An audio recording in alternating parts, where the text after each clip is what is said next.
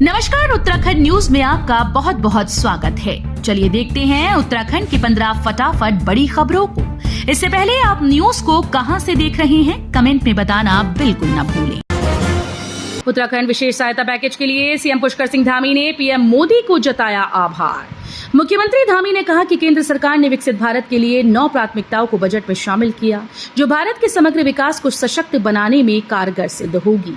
उन्होंने कहा कि ये बजट आम आदमी के जीवन में खुशहाली लाने का काम करेगा। समान नागरिक संहिता लागू करने से पहले सभी पहलुओं का हो अध्ययन, सीएम धामी ने दिए निर्देश। मुख्यमंत्री पुष्कर सिंह धामी ने समान नागरिक संहिता को लागू करने की तैयारियों को लेकर सचिवालय में बैठक की। उन्होंने कहा कि इसके अधीन संचालित होने वाली सभी तरह की प्रक्रिया को समयबद्धता के साथ अंतिम रूप दिया जाए। हरिद्वार में 27 जुलाई से 2 अगस्त तक बंद रहेंगे स्कूल कॉलेज, डीएम ने जारी किए आदेश। हरिद्वार में 27 जुलाई से 2 अगस्त तक 1 से कक्षा 12वीं तक के स्कूल बंद रहेंगे। कांवड़ यात्रा में बढ़ती भीड़ को देखते हुए जिला प्रशासन ने ये निर्णय लिया है। डीएम धीरज सिंह ने कहा कि शहर में भीड़ बढ़ने लगी है, इसलिए स्कूल के साथ ही आंगनबाड़ी केंद्र और कॉलेज बंद रहेंगे। सीएम धामी बोले, चारधाम यात्रा प्राधिकरण के गठन में तीर्थ पुरोहितों और हितधारकों से लेंगे राय। सीएम पुष्कर सिंह धामी ने कहा कि चारधाम यात्रा प्राधिकरण के गठन में तीर्थ पुरोहितों और हितधारकों से भी राय ली जाएगी। तीर्थ पुरोहितों की मांग पर सीएम ने प्रत्येक धाम में आयोजित होने वाले 2 धार्मिक आयोजनों के लिए प्रदेश सरकार की ओर से वित्तीय सहायता देने पर सहमति जताई। कुमाऊं कमिश्नर ने एनसीसी के मीनू कार्यक्रम को दिखाई हरी झंडी, नाव में बैठ आनंद लेते दिखे। नैनीताल में 5 यूके नेवल यूनिट एनसीसी की ओर से आयोजित 10 दिवसीय एनसीसी नेवी मेनू शिविर का शुभारंभ कुमाऊं आयुक्त दीपक रावत ने किया। उन्होंने कहा कि एनसीसी के माध्यम से विद्यार्थियों में देश प्रेम और अनुशासन की भावना पैदा होती है। अब राज्य सरकार करेगी मेट्रो नियो प्रोजेक्ट को 100% फंडिंग, बोर्ड बैठक में प्रस्ताव पर लगी मोहर। देहरादून की सार्वजनिक परिवहन व्यवस्था दुरुस्त करने के लिए लंबे समय से मेट्रो नियो प्रोजेक्ट पर राज्य सरकार काम कर रही है। उत्तराखंड मेट्रो रेल कॉरपोरेशन की ओर से प्रोजेक्ट बनाकर राज्य सरकार के माध्यम से केंद्र को भेजा गया था। पहाड़ के 10,000 युवा करेंगे डिजिटल मार्केटिंग और सीखेंगे ड्रोन टेक्नोलॉजी, आईटीडीए कर रहा तैयारी। आईटीडीए के तमाम कैल कंप्यूटर केंद्र प्रदेश भर में हैं। इनके माध्यम से और तमाम सरकारी डिग्री कॉलेजेस के माध्यम से ये शॉर्ट टर्म कोर्स कराए जाएंगे। इसके लिए जल्द ही उच्च शिक्षा विभाग के साथ भी एमओयू किया जाएगा।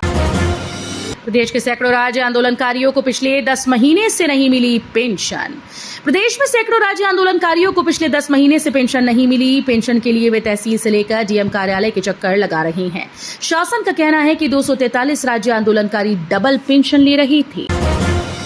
टाटा ट्रस्ट रोकेगा गांव से पलायन, युवाओं को देगा कौशल विकास प्रशिक्षण। मुख्य सचिव राधा रतूड़ी ने महिलाओं व बच्चों को कुपोषण व एनीमिया से बचाने, प्राथमिक व माध्यमिक शिक्षा को मजबूत कर गुणवत्तापूर्ण शिक्षा प्रदान करने और ग्रामीण क्षेत्रों खासकर सीमांत गांव से पलायन रोकने के लिए ग्रामीण आजीविका की कार्य योजना पर काम करने के निर्देश दिए। हाईकोर्ट सरकारी भूमि को बेचने के मामले में सरकार से मांगा जवाब। नैनीताल हाईकोर्ट ने रामनगर के भवानीगंज की सरकारी भूमि को बेचने के मामले में दायर जनहित याचिका की सुनवाई के बाद सरकार सहित अन्य को जवाब दाखिल करने के निर्देश दिए। साथ ही कोर्ट ने विपक्षी गणों को नोटिस जारी किया। उत्तराखंड में कर्मचारी निराश, आयकर में राहत व पुरानी पेंशन न पूरी हुई चाहत। सरकार के आम बजट से कर्मचारी संगठनों को निराशा हाथ लगी। संगठनों के पदाधिकारियों ने अपनी प्रतिक्रिया में स्पष्ट कर दिया कि ना तो आयकर में कोई राहत मिली और न ही वर्षों से लटकी पुरानी पेंशन की दिशा में ही सरकार ने कोई कदम बढ़ाया। नीट के 4 लाख छात्रों के घटेंगे नंबर, सुप्रीम कोर्ट के फैसले के बाद छोटी हो जाएगी टॉपर्स की लिस्ट। नीट यूजी परीक्षा मामले में एससी ने फैसला सुना दिया। इस फैसले के बाद नीट परीक्षा देने वाले 4 लाख से ज्यादा छात्रों को 4 नंबरों का नुकसान होगा। एससी ने फैसला सुनाया कि 4 उत्तरों के सेट में से सिर्फ एक सही उत्तर ही मान्य होगा, यानी अब टॉपर की संख्या 61 नहीं रहेगी। बजट भारत के युवा और महिलाओं किसानों को समर्पित, केंद्रीय गृह मंत्री अमित शाह बोले। केंद्रीय गृह मंत्री अमित शाह ने वित्त मंत्री निर्मला सीतारमण की ओर से मंगलवार को संसद में पेश किए गए 2024-25 के आम बजट को दूरदर्शी, जनहितैषी और विकासोन्मुखी करार दिया और कहा कि ये रोजगार और अवसरों की एक नए युग की शुरुआत करके देश को एक विकसित राष्ट्र के रूप में उभरने की राह पर ले जाएगा।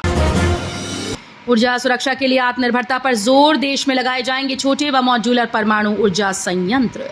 देश में ऊर्जा बदलाव के संबंध में एक नीतिगत दस्तावेज तैयार करने की घोषणा की है, जो ये बताएगा कि भारतीय इकोनॉमी में किस तरह से पारंपरिक ऊर्जा की जगह धीरे धीरे गैर पारंपरिक ऊर्जा स्रोतों का महत्व स्थापित होगा। ये दस्तावेज ऊर्जा सेक्टर में रोजगार, विकास और पर्यावरण से जुड़े मुद्दों का भी हल बताएगा।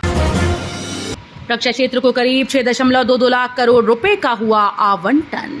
वित्त मंत्री निर्मला सीतारमण ने रक्षा मंत्रालय को करीब 6.22 लाख करोड़ रुपए का बजटीय आवंटन किया है। वित्त मंत्री निर्मला सीतारमण ने अपने करीब 1.5 घंटे के भाषण के दौरान रक्षा बजट के बारे में एक शब्द भी नहीं बोला।